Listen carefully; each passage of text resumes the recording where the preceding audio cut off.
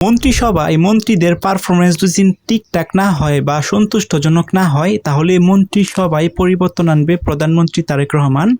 এই তথ্যটা দিছে প্রধানমন্ত্রীর তথ্য ও সম্প্রচার উপদেষ্টা।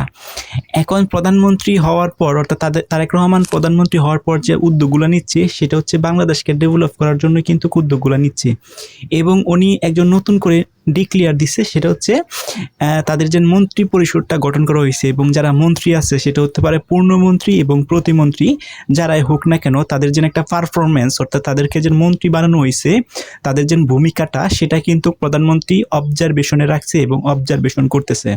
এবং কিছুদিন পর যদি প্রধানমন্ত্রীর মনে হয় যে অমুক মন্ত্রীর বা অমুক প্রতিমন্ত্রী সেটা যে কেউ হতে পারে তার যে পারফরমেন্স আছে সেটা ড্রপ করছে অর্থাৎ পারফরমেন্স সন্তুষ্টজনক না, তাহলে এই মন্ত্রী পরিষদে বদলি করে দেওয়া হবে এবং মন্ত্রী পরিষদে কিন্তু একটা ভিন্নতা দেখা দিবে। এখন এই তথ্যটা কিন্তু নিশ্চিত করেছে প্রধানমন্ত্রী নিজে না, সেই তথ্যটা বলেছে প্রধানমন্ত্রীর তথ্য ও সম্প্রচার উপদেষ্টা।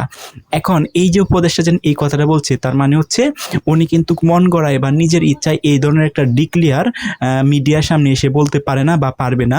এটা ডেফিনেটলি তারেক রহমানের কথা এবং তারেক রহমানের কিন্তু এটার মত আছে।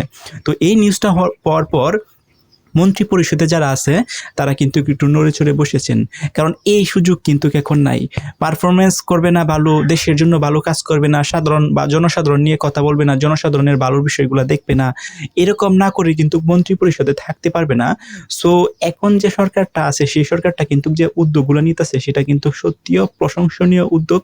সেটা হচ্ছে আমার অপিনিয়ন। আপনাদের অপিনিয়নটা কি মতামত করে জানান।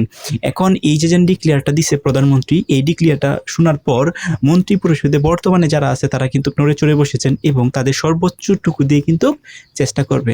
কারণ কি, যদি সর্বোচ্চটুকু দিয়ে চেষ্টা না করে, পারফরমেন্স ড্রপ করে, পারফরমেন্স ভালো না করতে পারে, তাহলে ডেফিনেটলি মন্ত্রী পরিষদে তাকে সরিয়ে দেওয়া হবে। এমনটাই কিন্তু তারেক রহমান একটা ডিক্লিয়ার দিছে।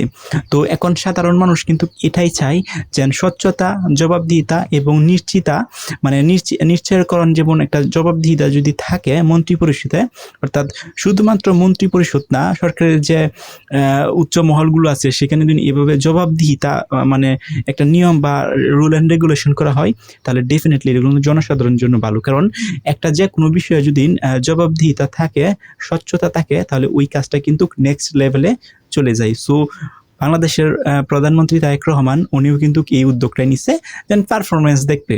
এখন প্রশ্ন হচ্ছে রাইট নাও বর্তমানে যে মন্ত্রী পরিষদটা আছে সেই মন্ত্রী পরিষদের যে পারফরমেন্স ভালো করতেছে না খারাপ করতেছে, সন্তুষ্টজনক পারফরমেন্স করতেছে কিনা, এটা কতদিন, এটা হচ্ছে 180 দিন পর অবজারভেশন করা হবে। অর্থাৎ 180 দিন পর দেখবে এই অবজারভেশন করে যেন আসলে কার পারফরমেন্স সবচেয়ে বেশি ভালো এবং কার পারফরমেন্স সবচেয়ে বেশি খারাপ, সেটার উপরে ভিত্তি করে কিন্তু সেই ডিসিশনটা নিবে।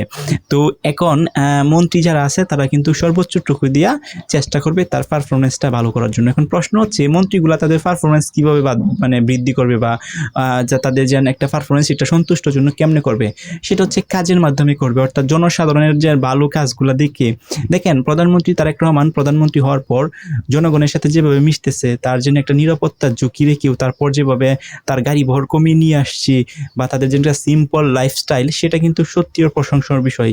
তো অনেক মন্ত্রীরাও দেখবেন প্রধানমন্ত্রীর যে সিকিউরিটি সেরকম সিকিউরিটি নিয়ে চলাফেরা করে, বা অনেকেই হচ্ছে আবার সিকিউরিটি এরকম নিচ্ছে না। সো ওভারঅল প্রধানমন্ত্রী তারেক রহমান সেটাই কিন্তু বোঝাতে চাচ্ছে যে সবাই একসাথে মিলে দেশ এবং মানুষ এবং জনসাধারণের জন্য কাজ করতে হবে। এখন উনি যেন এই যে একটা ডিক্লিয়ার দিছে যে মন্ত্রী পরিষদে পদ বদলি করা হবে যদি তাদের পারফরমেন্স সন্তুষ্টজনক না হয়, সেটার আপনার মতামতটা কি একটু কমেন্ট করে জানান।